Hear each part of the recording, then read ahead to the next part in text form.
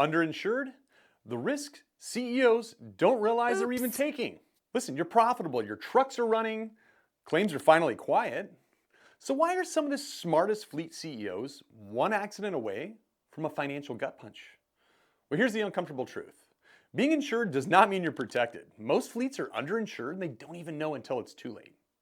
And when they do find out, well, the damage is already done. Let's get something straight before we go further.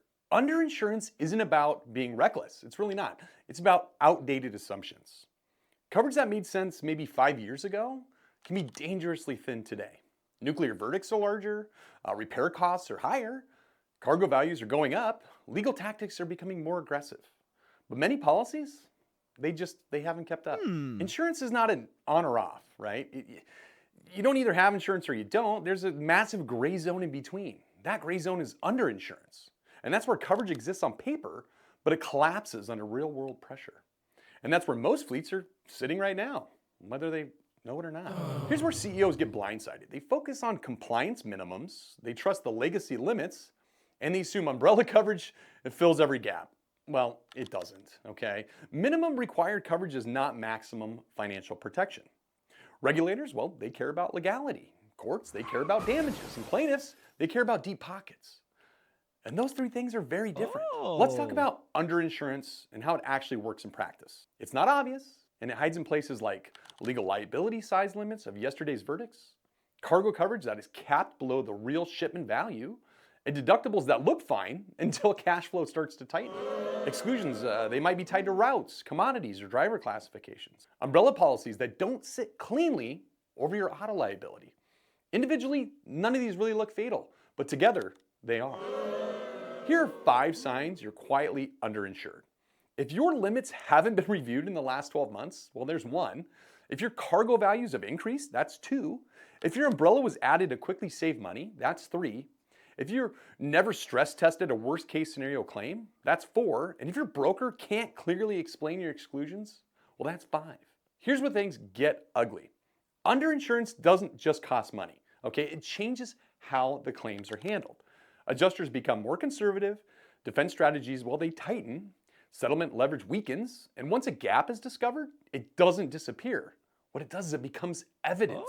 Here's another risk CEOs don't talk about enough. What is that, you ask? Well, that's reputational exposure. A large uncovered loss, well, it doesn't stay private. It shows up in court filings. It spreads through shipper networks. It follows you into the renewal. Underinsurance today becomes uninsurable tomorrow.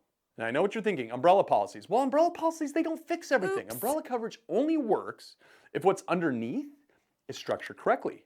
If your primary policy has gaps, the umbrella doesn't magically fill those gaps, and in many cases, it simply mirrors the same exclusions. That's not protection. That's a false sense of security. Now let's address the objection. But increasing limits is expensive. Well, yes, you're right, it is. So is paying uncovered losses, so is post-verdict financing, so is being forced to downsize after just one claim. Insurance is not a cost center. It's a balance sheet defense. Smart CEOs, well, they don't ask what's the cheapest policy. They ask what failure would end us. Quick note, we at Valley, we're the trucking experts. We work with fleets across all of North America that face these exact risks every day. And here's what we see consistently. These fleets that survive bad years are not the ones with perfect safety records by any means. They're the ones whose coverage matches their real exposure. Here's an example. The one claim that changed everything. A mid-sized fleet had solid operations and one severe accident. Liability exceeded their limits by millions. The verdict didn't kill them immediately, but the gap did. You know, emergency loans, asset sales, and shrinking capacity followed. The accident wasn't the failure. Underinsurance was.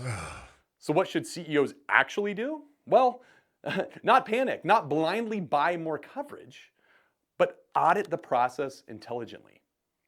Here's the practical playbook. First, stress test your worst case scenario, not your average claim. Second, align liability, cargo, and umbrella so they actually stack. Third, review exclusions tied to your commodities, your routes, your drivers. Fourth, adjust your deductibles to match real cash reserves, not optimism, okay? Fifth, revisit limits every year, not every renewal crisis. This is not about fear, it's about control. One move that reduces risk today. Ask this single question. What claim amount would permanently damage our business? What? Then look at your limits. If those numbers don't line up, well, you already have your answer. Fixing that gap is leadership. It's not overreaction. Let's close with this, okay? Underinsurance, well, it's silent, okay? It doesn't announce itself.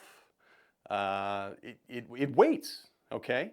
And the fleets that regret it, well, they're always the same ones who thought, we'll probably be fine, okay? Probably is by no means. It is not a strategy, okay? Protection is.